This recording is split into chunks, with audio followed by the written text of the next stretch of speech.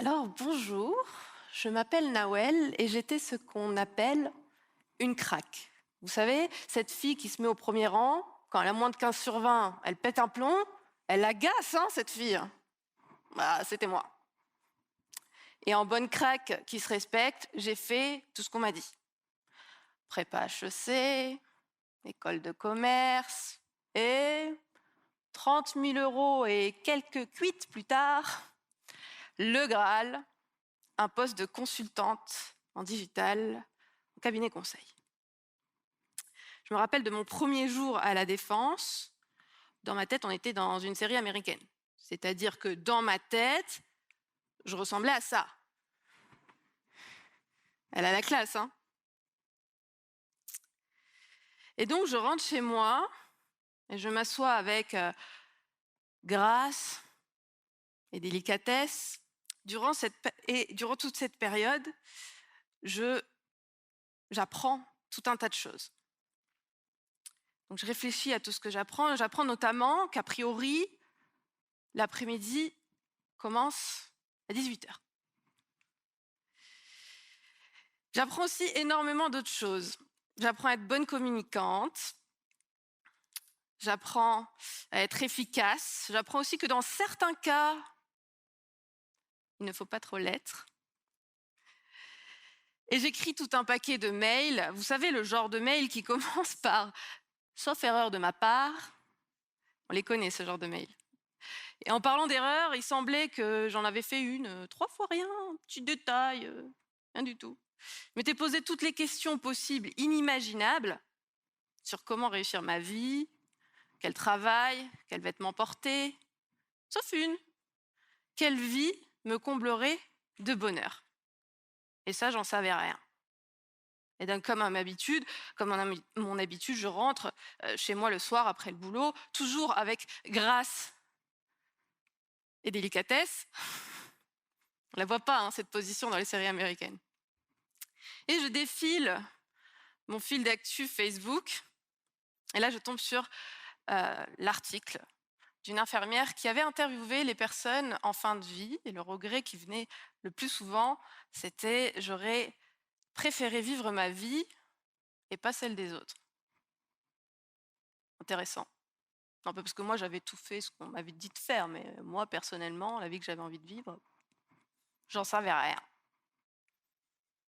Donc, comme toute personne mature, raisonnable et pragmatique, qu'est-ce que j'ai fait? L'autruche. Ah ouais, je ne voulais pas en entendre parler, cette question. Ouh là là, ça remettait tout en question. Je me suis dit peut-être que si je faisais du shopping, je renouvelais ma garde-robe, j'y penserais plus. Peut-être que si je changeais d'appartement, j'y penserais plus. Peut-être que si j'avais une prime, j'y penserais plus. Mais non, cette question, irrémédiablement, frappait à ma porte. Quelle vie te comblerait de bonheur? Là, je suis mutée dans une nouvelle mission, l'organisation publique. Donc sur le papier, tout va bien, des primes, des heures plus light. Mais on m'avait toutefois prévenu, c'est un contexte quelque peu politique. Politique, c'était le mot. Je me rappelle de la première fois où on a pris une décision dans cette organisation publique. Non, en fait, il n'y en a pas eu. Et donc, je le vivais pas très bien. Dans cette organisation, il y avait notamment Delphine. Alors Delphine, elle s'en fout que le projet qu'on implémente soit utile ou pas. L'argent du contribuable, on s'en fout. Ce qui compte pour Delphine, qui n'a pas souri en 20 ans de carrière, c'est qu'elle veut le même outil que Jean-Michel. Mais Delphine, on a exactement cet outil dans le service d'à côté, on fait un petit ajustement et tout ira bien. On ne vous a pas demandé votre avis. Pardon, je croyais que j'étais ici pour être consultante. Donc je rentrais chez moi, j'avais des douleurs de ventre inexpliquées, je dormais mal,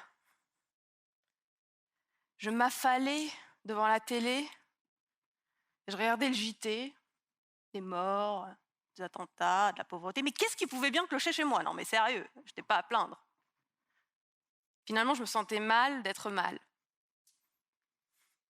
Et pour apaiser tout ça, je repensais à un rêve que je faisais enfant.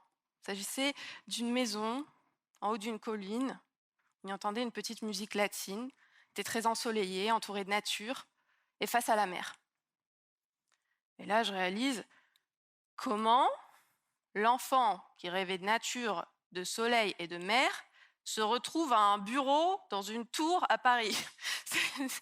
C'est-à-dire, c'était pas trop le plan initial, quoi. Et donc un jour, mon manager me dit: Nawel, écoute, je sais que c'est un contexte compliqué, mais il faut que tu prennes du recul. Et là, je lui réponds: si je prends encore plus de recul que ce que j'ai maintenant, franchement, il sera temps pour moi de partir. Et donc ce jour arrive. Je ne sais plus si c'était Delphine ou Patrick qui avait craqué son slip, hein, mais en tout cas, je ressens plus rien. C'est-à-dire que peu importe les incohérences à mon travail, peu importe ce qui se passe au journal JT, finalement, je vis avec l'intensité émotionnelle d'un mort-vivant. Et donc, se sentir bien, c'est normal. Se sentir mal, c'est normal. Mais ne plus rien ressentir, ça me fait bizarre. Donc je décide de sortir, d'essayer de réveiller un peu des émotions en moi, et je tombe sur cette pièce de théâtre, Maline de Noémie Caillot. Donc Noémie Caillot, c'est une personne qui a mon âge, une jeune femme, et elle raconte sa lutte contre le cancer du sein avec humour. Et alors que je n'avais pas ressenti de choses depuis très longtemps, dans l'obscurité de ce théâtre parisien, je m'effondre en larmes. Je me rappelle m'être dit: Nawel, tu as des pièces dans ta poche, chacun représente un jour de vie, tu ne sais pas combien il y en a, et tu t'amuses à les jeter par la fenêtre. Non mais sérieusement, on ne ferait jamais ça avec de l'argent. Pourquoi on fait ça avec des jours de vie? C'est carrément plus précieux. Et donc, cette pièce de théâtre m'émeut à tel point que je repense à ce fameux article avec cette infirmière qui disait que le regret qu'on a en fin de vie, en général, c'est de ne pas avoir vécu sa vie et d'avoir vécu celle de quelqu'un d'autre. Et donc, je décide que je ne peux plus rester une seule minute de plus dans cette situation. Je pose ma démission. Je me retrouve, quelques temps plus tard, assise par terre dans mon appartement, vide. C'est-à-dire que je me rends compte que tout ce qui me donnait une position sociale, mes vêtements, mes meubles, l'endroit où j'habitais, le job que j'avais, tout a disparu. Il reste juste un sac à dos. Je me dis: qu'est-ce que je fais? Je prends un aller pour l'Amérique latine, je repense à mon rêve, je me dis: oh, peut-être que j'y trouverai la maison dont j'avais l'habitude de rêver. Et face à tant d'émotions, j'écris un message sur le groupe de mon école, et là, surprise, un peu moins de 2000 réactions. Et je me dis: ah tiens, c'est intéressant. En fait, je ne suis pas la seule à ressentir ça. Donc, je me donne la mission de revenir en donnant un retour d'expérience. Et puis surtout, ça me donne beaucoup de force. Donc avant, je me disais: voyager seule. Ouf. Là, tout à coup, pas de problème. Je trouve des solutions. Ah, voyager, ça coûte cher. Mais non, je trouve des solutions. Ça me donne énormément de force.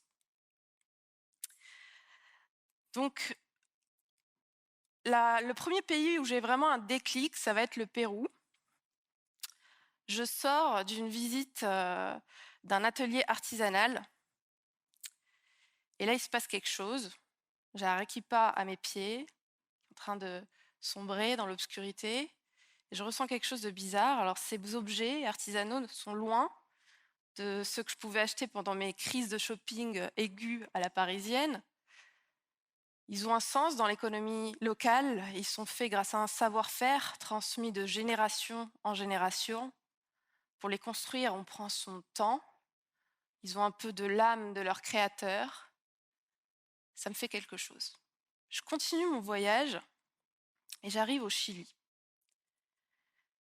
Un Allemand qui m'arrive là vient me chercher à Valparaiso. J'avais décidé de faire un bénévolat chez lui. Donc on conduit pendant des heures sur des pistes. Je me dis, mais qu'est-ce que je fous là?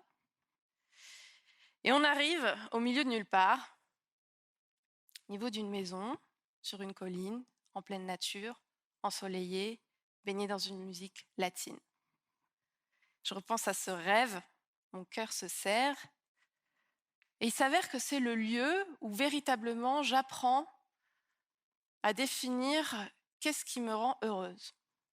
Et pour ça, j'écoute mon corps. Qu'est-ce qui me fait sourire? Qu'est-ce qui me fait frissonner? Qu'est-ce qui me fait aimer? Il se trouve que c'est des choses finalement très simples. Voilà les 4 pièces de mon puzzle. Le soleil, l'océan, la présence de personnes autour de moi inspirantes, ce sentiment tous les jours d'être utile et ce lien avec la nature. C'est tout bête. Pourtant, aucun de ces éléments ne fait partie de ma vie de cadre parisienne. Finalement, le bonheur, c'est comme un puzzle. Et maintenant, le challenge, ça va être de faire en sorte que ces pièces de puzzle isolées puissent s'assembler. Donc, je retourne à Paris, et là, c'est dur. Et oui, parce que pour se loger, il faut un CDI. Pour avoir un CDI, il faut de l'expérience. Donc, je me retrouve à dormir sur des canapés, très sympa. Mais je ne me décourage pas et je m'attaque à un premier morceau de ce puzzle du bonheur, à savoir vivre au soleil, près de la mer ou près de l'océan. Donc pour ça, je modifie une petite variable au niveau de mon métier. Je fais exactement la même chose qu'avant, mais à mon compte. Et j'impose une chose qui, à l'époque, apparaît comme quelque chose de complètement dingue. Je veux faire mon travail à distance. Et Nawel, mais t'as perdu la tête, hein. Ça va pas. Travailler à distance, quoi. Non, mais on aura tout vu, hein. Ils font moins les malins maintenant, hein. Et donc, cela me permet de trouver quelques clients qui font ce pari et de m'installer à Barcelone, donc au soleil, près de la mer. J'ai le premier morceau de mon puzzle qui est là. Ensuite, je me diversifie. Au lieu d'aider que des grandes entreprises, j'aide des plus petits entrepreneurs. J'apprends des tas de choses qui me sont utiles dans mon activité actuelle. Et je m'entoure du coup des personnes inspirantes. Donc j'ai ma deuxième pièce du puzzle qui est bien là. Donc pendant cette période qui va durer à peu près 3 ans, j'atteins rapidement les 100 000 euros de bénéfices annuels. J'en profite pour faire 22 destinations tout en travaillant derrière mon PC. Plutôt sympa. Mais voilà, je tombe malade, je suis obligée de rentrer chez mes parents au Maroc. S'ensuit la crise du Covid. Mon activité s'en voit perturbée. Au lieu de me focaliser sur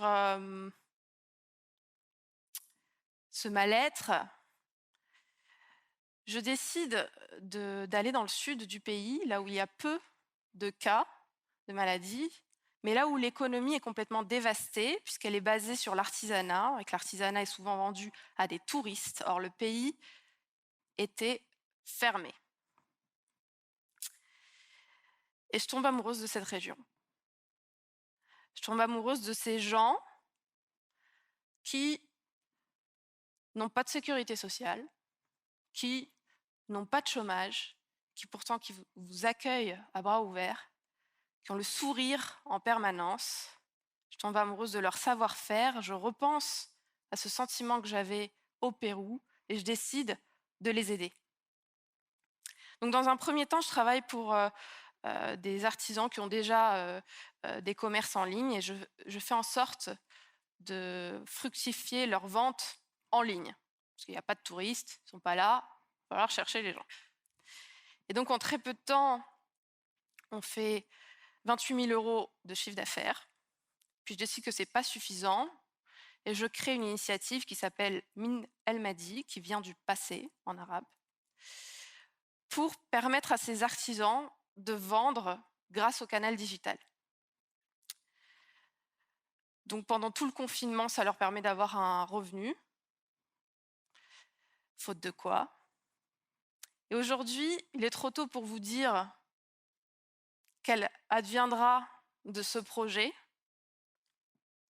Je porte une de leurs créations, ça me donne du courage. Mais ce que je peux vous dire, c'est que c'est sur le chemin de ce puzzle du bonheur qu'on se sent vivant, tellement vivant que j'ai écrit un livre pour pouvoir répondre à cette fameuse communauté de mon école à qui j'avais promis de faire un retour d'expérience sur ce parcours. Tellement vivant qu'aujourd'hui, je peux vous dire que les 4 pièces de mon puzzle sont bien présentes dans mon quotidien et coexistent. J'ai bien le soleil, la mer, la présence de personnes inspirantes, le sentiment d'être utile, le lien avec la nature. Donc pour finir, si, comme moi, vous vous demandez presque étonné,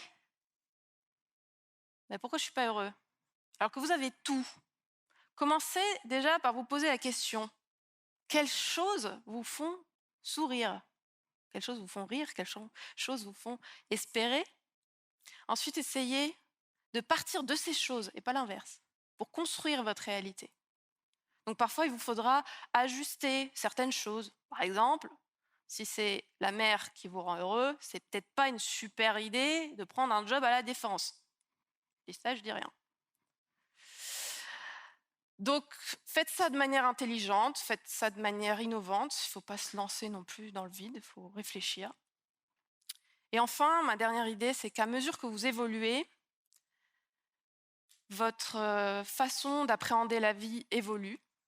Et donc, ce qui vous rend heureux évolue aussi. C'est tout à fait normal. De fait, faites évoluer ce puzzle du bonheur. Je vous remercie.